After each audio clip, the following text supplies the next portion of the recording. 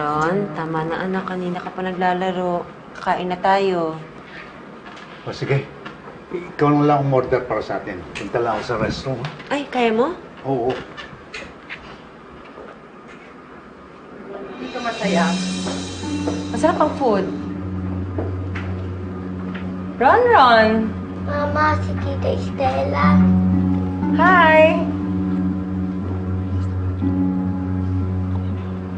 Oh, ikaw pala si Luisa. Ano pong ibig niyo sabihin? Wala. They're just pleased to meet you and Ron. Wow! You have a new gadget. Ang dami mong toy. Bago na naman yan. Bili po ni Papa Fred. Marami pa po sa kotse ni Mama. Maraming. Wow! Alam mo, nowadays talaga, no, hindi na rin guarantee ang prenup. Kasi kaya nang ubusin ng asawa yung pera kahit buhay pa yung asawa. Hindi ako ganyan, Stella.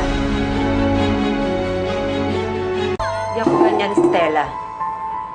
Oo! Bakit? Hindi naman ikaw yun Ikaw naman, masyadong guilty. Hindi ako nagigilty. Alam ko lang na ako yung pinaparinggan mo. O hindi What's going on, Stella? Hinaharas niya na naman si Luisa? Kulang pa ba yung ginawa niya ni Allison? Me? Papa naman. Bakit ako Ako nga ang nag-awat sa kanila ni Allison, di ba, Luisa? Hindi na lang tayo, Fred. Hindi na lang tayo kumain sa bahay. Anak, halika na. We'll talk later, Stella. About what? May we have your orders na lang? Bayad na ba, Papa? Waiter, anong in-order niya?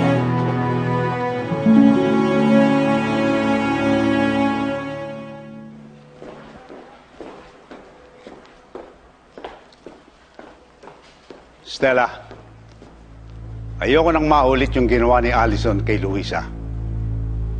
Bakit mo sa akin sinasabi yan? Dahil alam ko, ikaw ang nagpapunta sa kanya. My God!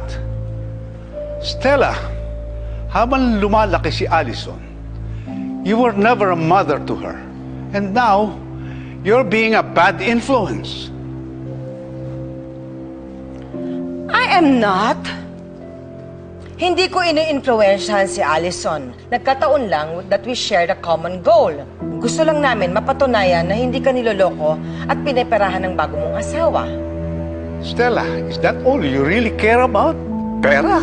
Yes. Come on, Papa. Are you really that surprised? Ikaw ang may dahilan kung bakit ako nagkaganito. Namatay ang mama? Nasaan ka? You're busy with your business. Mas gusto mo pang makasama ang mga pera mo kaysa makasama mo ang kaisa-isa mong anak. Ikaw ang nag-substitute ng presence mo with material things, with money. And now you are surprised that I liked it? What do you want me to do now? Say I'm sorry? No. The damage has been done. And about that, Luisa, kung talagang wala siyang ginagawang masama, she doesn't have to be guilty. Right?